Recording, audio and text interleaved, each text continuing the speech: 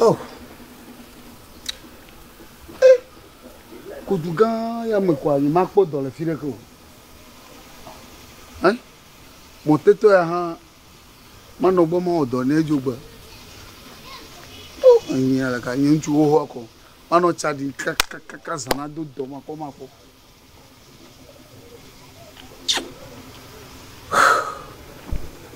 Nefu. So, aya do vi meti aya makuna. Mo tsa san vous en deux ma de poko ko. Baba ya. On dit ma vie de ma pom. Ni alaka. Agoka mo jo jema uji. Ni gan lo tu ya ko ma wo to clear. Balé faut pas pour dire. Lạc bay.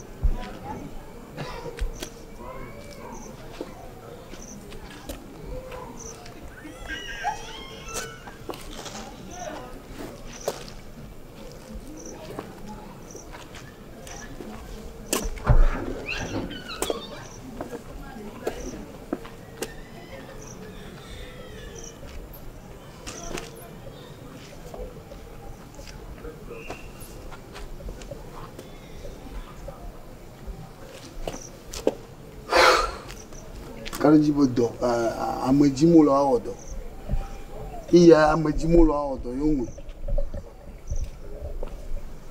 wa mejimba wa awodo la fo shama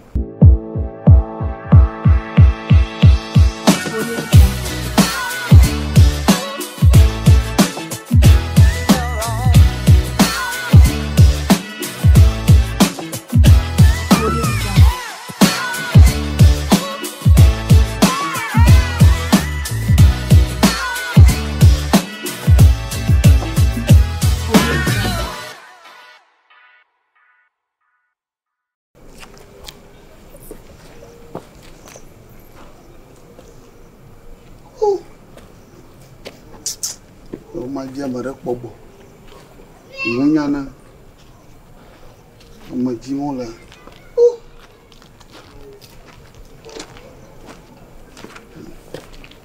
o xamu hein o xamu ka davo nka mbala o xamu chama vo o togbe ato nka o xamu vo le yo o xamu vo dasi ma pomwi won bonga apunka o togbe ato o como vale tu abo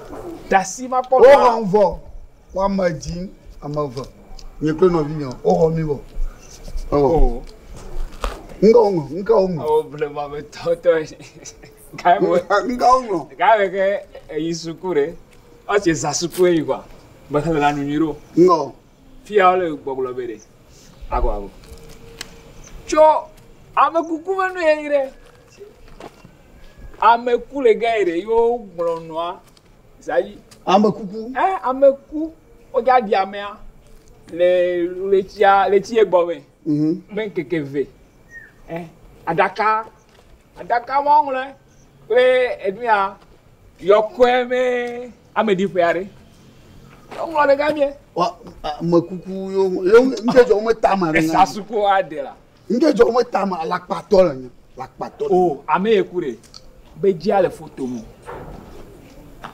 be dia le no metatamo enu ye se ame yo ba brafo abrafo ame yo chona tala mo chona mata ye be jinal o me mo pona me ma po nka ba vo un ala mo veku lakpatol oh nka ame veku a oh ame mi ore no kure O kpɔla ame ɖe dzi ade kplɔ vi ɖa nɔ dzi ɖe akɔ yi ɖe ye ɖeka be nɔ gamie abe kana nɔ golo atsɔ.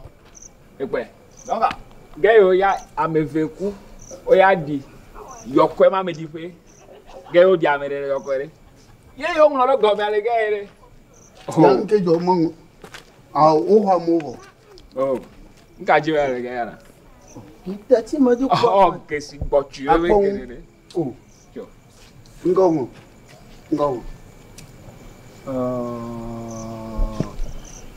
Ba mi ya bele. Awa o ha to yen tefa. Suku we nya le fie. Ko yo le rin ko gbo. O nya doji mo le. E yo kla gba re fie ko nya o se ba do bo ahwa mo. E nya mo no re ji mo ju ba to tere fie. Ma ji galo. E fo nya baba mo kuku we nwe. Nwi tutu nwam nya mo ji bo masi. Nwi nwam. Ta gbe be suku o. Nya be ga ta mi le ble nya no no. Pa yara. O be mi ai suku mi gbe. Ni fon ko mo do fia. Amevi. Amevi. O ba vun amevi la ho amevi. Avun amevi. Fia. E la ho amevi. Nenyi be o le di ba vun ne duwa o la yo number ya. Ya vun la va. Yo. Yo.